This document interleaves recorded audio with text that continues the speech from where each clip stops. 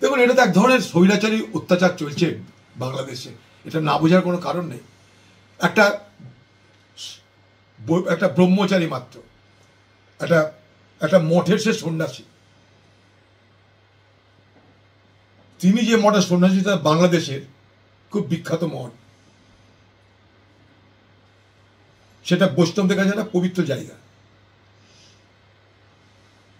তারা সেখানটাই সংখ্যালঘু তার নিজের অধিকারের কথা বলেছে।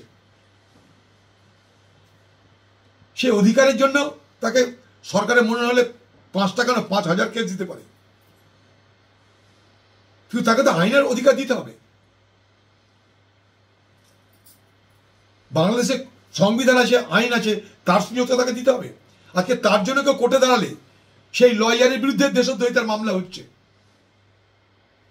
বাংলাদেশের এই ঘটনা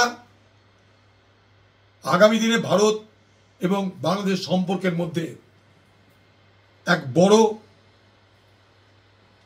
উত্তেজনা তৈরি করবার সমস্ত সম্ভাবনাকে জিইয়ে রাখছে।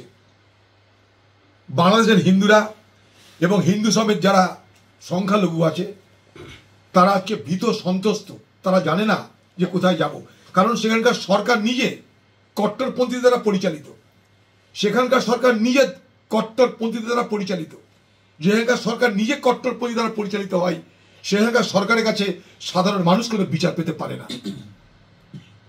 এর থেকে দুর্ভাগ্যের কিছু নেই, কারণ পাশের আমাদের দেশটার নাম বাংলাদেশ, যার সঙ্গে আমাদের নারীর সম্পর্ক, আবেগের সম্পর্ক, হৃদয়ের সম্পর্ক, সেই দেশে এই ঘটনা ঘটছে।